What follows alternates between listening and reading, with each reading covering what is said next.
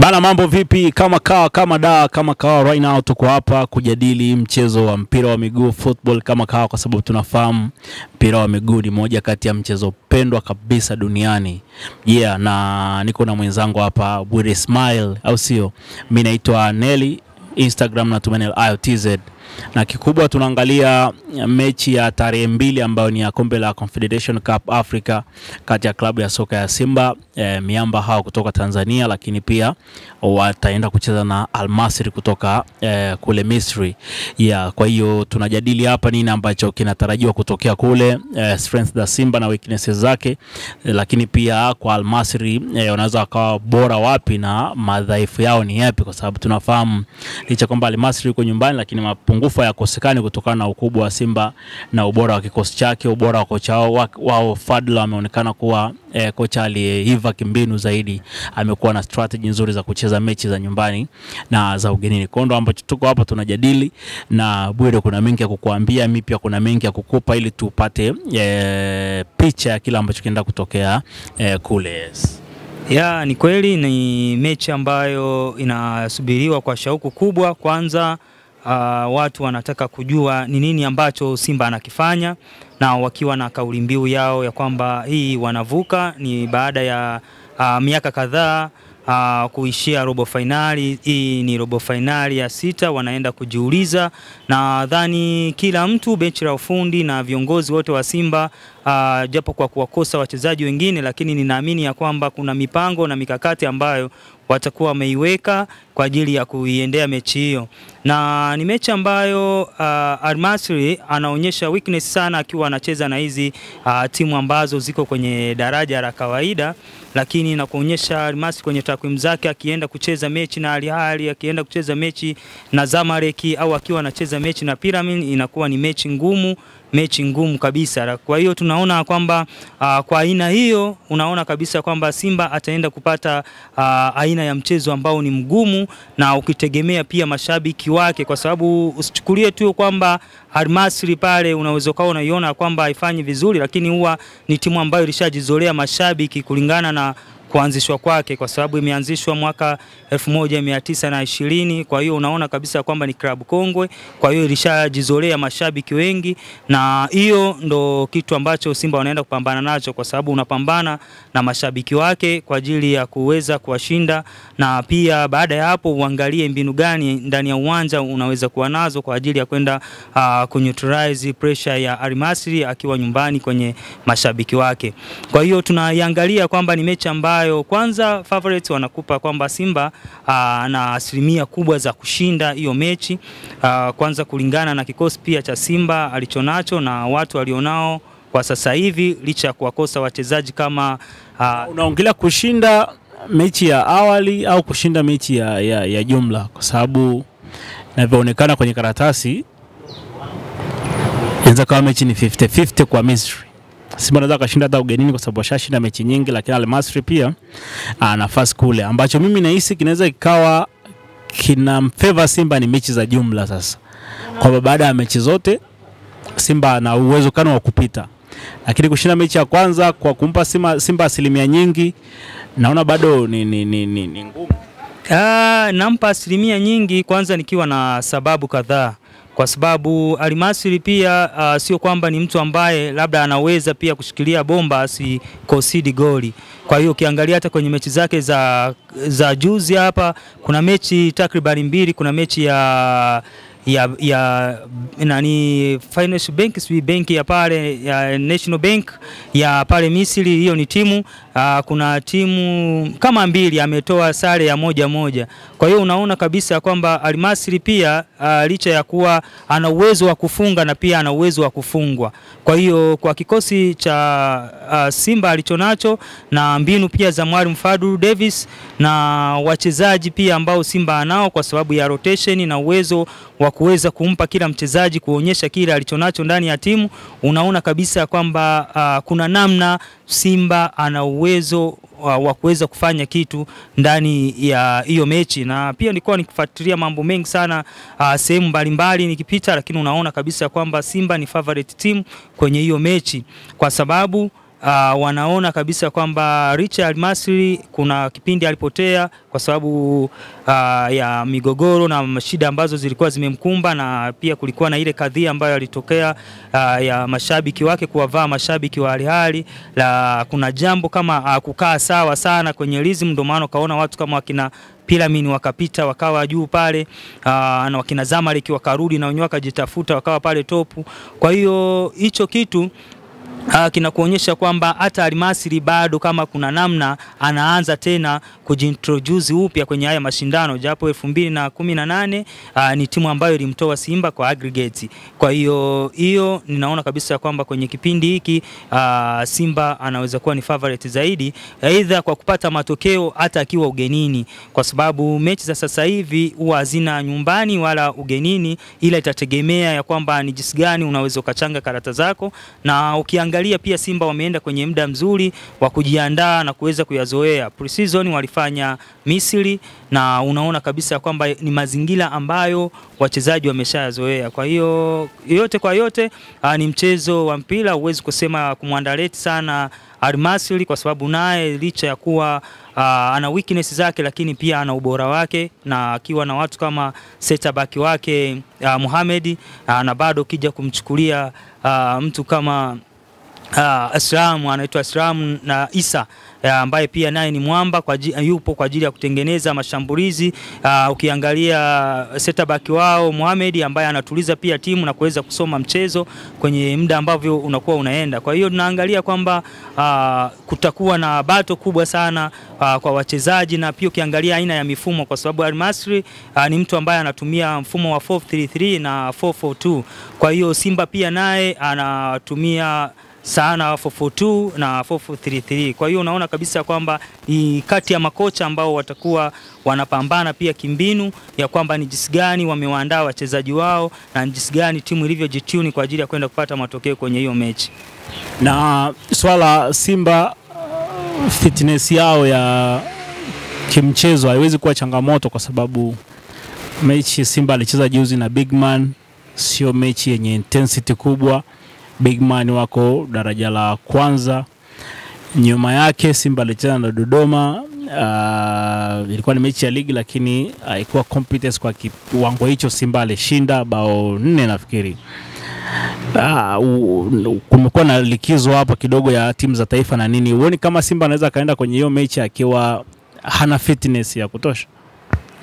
Kwanza kuna kitu kimoja kwanza ambacho kimekuwa kila misimu huwa kinatustaajabisha zidi ya Simba Sport Club, kwa sababu kuna muda huwa tunawachukulia kwamba wanachokifanya kwenye ligi ndio kitu ambacho wataenda kukifanya kimataifa, lakini huwa inakuwa vitu viwili tofauti, kwa sababu kuna muda wakiwa kwenye mashindano ya kimataifa huwa wanakuwa na uhatari, yani wanakuwa tofauti, wanabadilika, na kila mtu nadhani ya kwamba ni kwa sababu ya wachezaji. Kila mchezaji huwa anapenda mashindano makubwa, na ukiongelea mechi ya Big Man ni mechi ambayo unaenda kuicheza alafu kesho yake unatakiwa usafiri kwa ajili ya kwenda Misri. Kwanza wachezaji wote akili zao ni kwamba tu Simba ni kwa sababu wana watu wa philosophy kwa ajili ya timu na kuwatengeneza wachezaji wao kiakili, lakini ilikuwa ni mechi ngumu kwa sababu kuiendea kwenyewe wachezaji hawawezi kutoa 100% kwa sababu hata migongano lazima akwepe, kwa sababu anategemea kwamba kuna mechi kubwa iko mbele yetu, na hata kocha anapoandaa kikosi chake lazima anawaambia angalieni tusije tukapata majeraha, kwa sababu tuna mechi kubwa ambayo ni ya Confederation Cup, ambayo ni mechi tunayotegemea zaidi kuliko hata hii mechi na Big Man.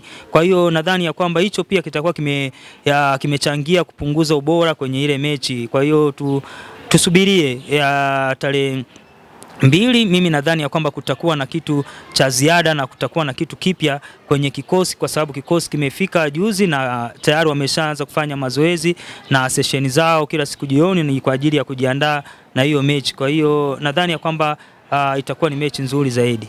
Basi kama ambavyo unatufuatilia mtazamaji wa Kiswahili TV, tunajadili mechi ya Simba dhidi ya Al-Masry. Ni tarehe 2 na itachezwa saa 1 za usiku kwa saa za Afrika Mashariki, au sio? na ni mechi ambayo itaenda kutoa taswira ya Simba kwamba wapate matokeo ya aina gani. Cha kwanza kabisa katika mpira wa miguu ni matokeo ya ushindi.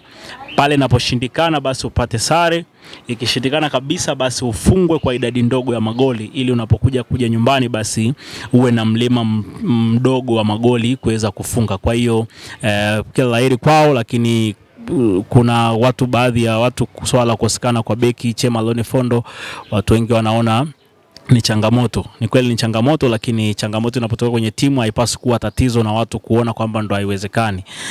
Kuna mabeki ambao wanaweza wakakava kama Karabu Chamwasha cheza mechi kadhaa kutokana na kutokuwepo kwa Chema Lone, na Karabu ameonekana kucheza vizuri na Hamza ambaye anaonekana kuwa na discipline nzuri kabisa, ukabaji Hamza.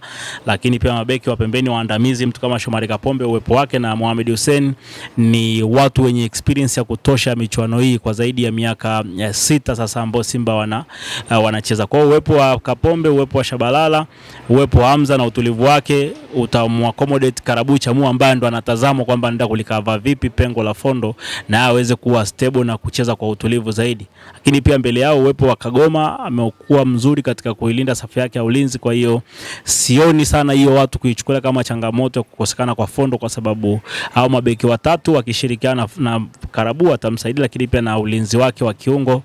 Kagoma amekuwa ni mtu mwenye discipline sana ya namna ya kulitunza eneo lake la namba 6, akisaidiana Ngoma ambaye mara nyingi ni mtulivu baada ya Simba kupokonya mipira hasa kwa Kagoma, basi amekuwa akimsogezea Ngoma na yeye Ngoma kuangalia namna ya kuisambaza kwenye eneo lao la ushambuliaji. Lakini binafsi naona styling wa mchezo anapaswa kuwa ni Fadlu ambaye amekuwa mzuri sana kucheza na nyakati, kwamba sasa hivi tuko nyuma, tempa yetu ya kiwango gani, ambao Kibu ameonekana kuwa na hiyo tempa nzuri ya kuipeleka timu mbele hasa kwenye michuano ya kimataifa.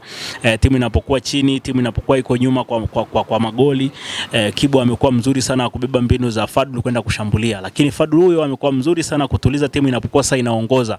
Za kuona Simba ukaona utulivu wao, hawana papara ya kushambulia kwa sababu hii ni swala la mtoano, sio kwamba umefunga idadi ngapi ya magoli.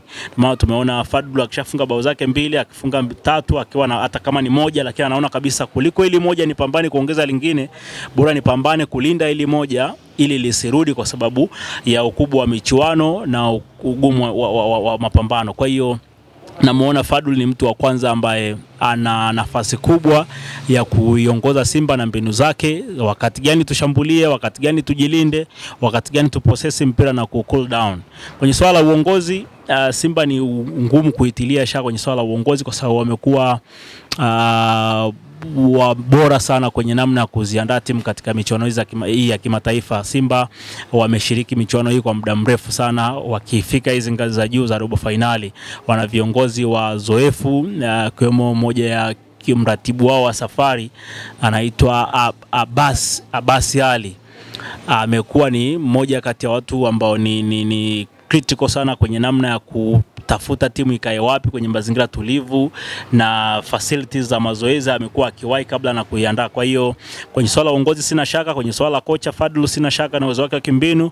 Kwa upande wa wachezaji mmoja sasa nao sina shaka, ila kuna baadhi ya mapungufu ambayo yanaweza kawa yanajitokeza ambao mwalimu naamini kwamba atakuwa anafanya kazi kadri ambavyo yanatokea. Swala Al Masry strengths yao inaweza kawa ni wao kuwa nyumbani, kwa maana atmosphere ya mashabiki wao, atmosphere ya hali ya hewa na nini. Lakini sasa kwa Simba tunarudi pale, sitegemei Simba wapoteze pambano kisingizio kiwe ilikuwa ni mashabiki wengi, kiwe ni hali ya hewa. Hapana, kwa sababu kaskazini Simba ni kama kwao, washahudhuria mechi nyingi sana kule, washacheza na Al Ahly mechi nyingi, washacheza na Zamalek, washacheza na Al Masry wenyewe, washaenda Morocco, washaenda Tunisia, Simba washaenda Algeria kucheza na wale Setifu, washacheza na Constantine. Kwa mataifa yale ya Kiarabu Simba washaenda sana. Hali ya hewa haipaswi kuwa tatizo kwa Simba, wala atmosphere za mashabiki haipaswi kuwa tatizo kwa Simba. Kikubwa ni mchezo mgumu, kwa sababu ni mchezo wa knockout, ni mchezo wa kimbinu zaidi ambao kila mmoja atakuwa anaingia kwa tahadhari kwa kumheshimu mwenzake. Simba anaheshimika na Masry kwa sababu